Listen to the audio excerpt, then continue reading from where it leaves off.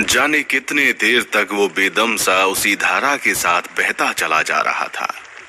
कहां बहता चला जा रहा था किसी को पता नहीं था, लेकिन उनमें से ही किसी ने शायद पुलिस को इन्फॉर्म करके इस दुर्घटना की जानकारी दे दी थी।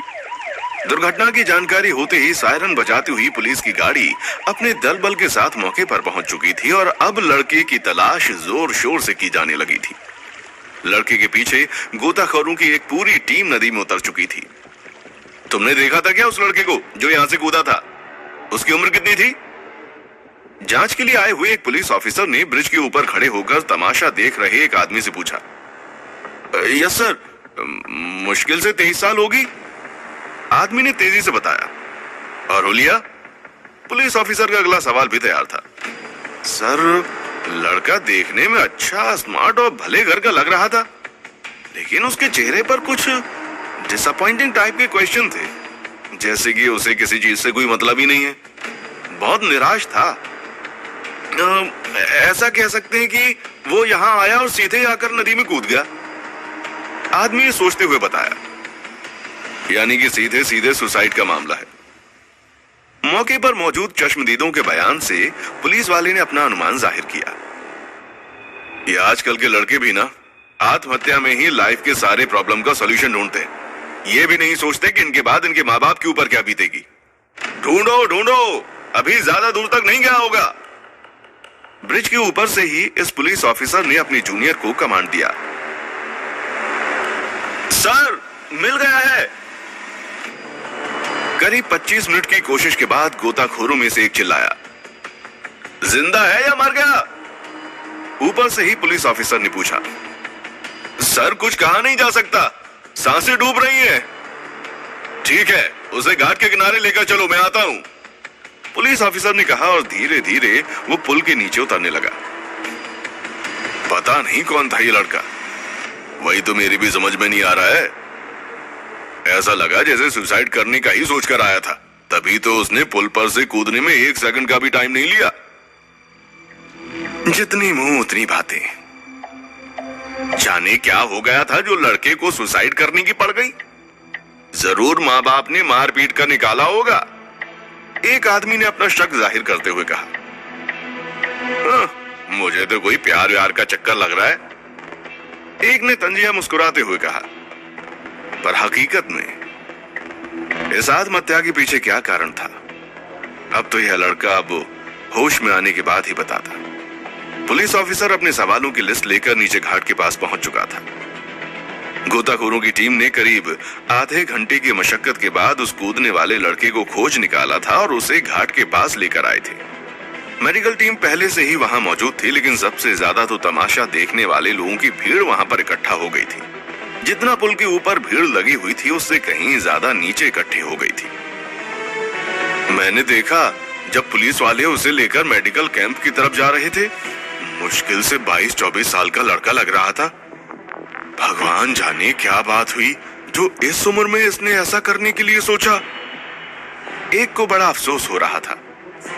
अरे बात क्या होगी, आजकल के लड़कों को तो बस जान देने का बहाना चाहिए होता है।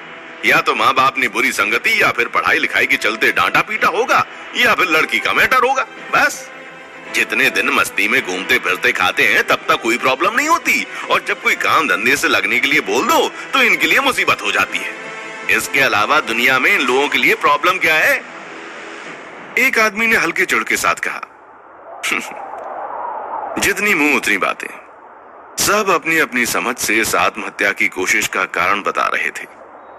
इधर वो पुलिस ऑफिसर इन लोगों की भीड़ में जगह बनाते हुए आ रहा था, तो कुछ लोगों ने खुद किनारे हट के पुलिस को जाने के लिए रास्ता दिया। लड़की की क्या पोजीशन है, जिंदा या फिर मर गया? पुलिस ऑफिसर ने आने के साथ एक गोताखोर से पूछा। सर, काफी दूर तक बहकर चला गया था, हम लोगों ने उसे पानी से निकाल दिया है। काफी पानी पी लिया उसने, सांसें भी बहुत हल्की चल रही हैं। बाकी मेडिकल टीम को सौंप दिया है, कुछ कहा नहीं जा सकता। अब उसकी पोजीशन वही बताएंगे, गोताखोर ने कहा। अच्छा है, और कुछ पहचान जैसी कोई चीज मिली है क्या? कौन है ये, कहां से आया है, आइडेंटिटी कार्ड वगैरह? पुलिस अफसर ने पूछा। सर, हमें तो नहीं मिला, बस उसके शरीर पर कपड़े थे और बाकी कुछ अगर मोबाइल वगैरह होगा तो पानी में गिर गया होगा, या फिर जो कुछ बचा होगा तो वह मेडिकल टीम ही बताएगी, गोताखोरों की टीम के हेड ने कहा। ठीक है, मैं देख लेता हूं। पुलिस अफसर ऊपर वाले घाट की तरफ बढ़ गया जहां की उस लड़के को रखा गया था। मेडिकल टीम ने उसके शरीर से पानी निकाल दिया था। अब कृत्रिम सांसें सीपीआर देकर उसे होश में लाने की कोशिश की जा रही थी। अरे ये तो प्रकाश है। जैसे ही पेट में से पानी निकालने के बाद उसे सीधा किया गया तो भीड़ में से मौजूद एक लड़का, जिसकी उम्र इस डूबने वाले लड़के जितनी थी, उसने कहा।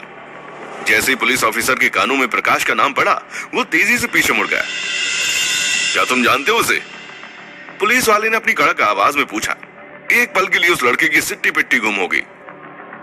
क्या तुम इसे जानते हो? पुलिस ऑफिसर पूरी तरह से उस लड़के की तरफ घूम गया। जी सर, हमारे साथी कॉलेज में पढ़ता था। पुलिस वाले के कड़े तेवर को देखते ही लड़का हकलाने लगा था। कौन कौन है इसके घर में? सर फिलहाल में तो कोई नहीं, एक माँ थी जिसकी पिछले साल डेथ हो गई, उस लड़के ने धीरे से बताया। क्या तुम बता सकते हो कि उसने सुसाइड करने की कोशिश क्यों की होगी? पुलिस वाले का अगला सवाल था। पुलिस वाले के लगातार सवाल से वो लड़का कुछ ज्यादा ही घबरा गया था, इसलिए उसने सोचते हुए जवाब दिया। आई डोंट नो सर, पर आज तो इसका रिजल्ट आने वाला था यूपीएससी का। रिजल्ट अनाउंस हुए 2 घंटे से ऊपर हो गए, कहीं फेल तो नहीं हो गया? पुलिस वाले ने लड़के की तरफ देखते हुए पूछा। बता नहीं सकता सर, फेल होने के चांस तो बहुत कम है क्योंकि ये पढ़ने में तो बहुत अच्छा है। लास्ट ईयर इसने यूनिवर्सिटी टॉप किया था। जहां तक मुझे लगता है कि जरूर ये नीलूफर के घर वालों का काम होगा, उन्हीं लोगों ने इसे मारपीट कर यहाँ फेंका होगा। उस लड़के ने अपना संदेह जाहिर किया। मारपीट जैसे निशान तो दिखाई नहीं पड़ रहे। ऊपर मौजूद लोग भी कह रहे थे कि इसने खुद नदी में छलांग लगाई है। एक मिनट, तुमने लड़की का क्या नाम बताया? पुलिस वाले के दिमाग में कुछ संदेह सा आया।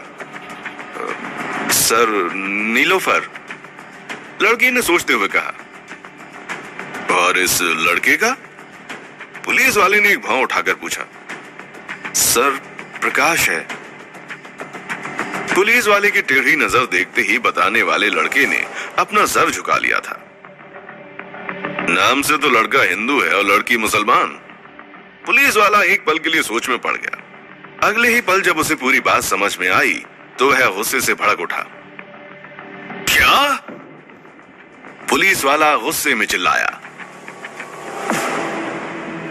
अब तक आपने सुना कि कैसे एक मध्यम वर्गीय परिवार के ब्रिलियंट स्टूडेंट प्रकाश को जिंदगी ने ऐसे मोड़ पर लाकर रख दिया था जहां जीने की कोई वजह नहीं बची थी। ऐसे वक्त में प्रकाश ने सबसे मुश्किल या यूं कहें सबसे आसान रास्ता चुन लिया था। नदी में कूदकर प्रकाश ने तो खुद को शांत जरूर कर लिया था, मगर उसकी यह शांति ज्यादा वक्त तक नहीं थी। आपने सोचा आखिर क्या हुआ था उसके साथ जिससे उसके अंदर जीने की इच्छा ही मर गई थी? कौन थी उसकी मोहब्बत जिसे वह धर्म, समाज सभी से लड़कर हासिल करना चाहता था? भगवान जाने कौन सी लड़की है। क्या कोई हिंदू लड़की बुर्का पहनकर मोहल्ले में आएगी? सच सच बताओ, क्या तुम्हारी किसी मुसलमान लड़की के साथ कोई दोस्ती है? मकान मालिक ने सीने पर हाथ लपेटते हुए प्रकाश से पूछा। बचपन से ही लाल बत्ती का सपना देखने वाले प्रकाश को अपना सपना पूरा करने में जिन परेशानियों का सामना करना पड़ा वो जानकर आप खुद रो पड़ेंगे। बचपन में ही पिता के साये के छिन जाने से लेकर रिश्तेदारों का दोगलापन और पढ़ाई पूरे करने के चक्कर में घर और खेत, दुकान सब कुछ बिकने की ये दर्द भरी कहानी हर उस इंसान की कहानी है जिसने अपने सपने पूरे करने के लिए जिंदगी में दर्द भरे सैलाब को पार किया है।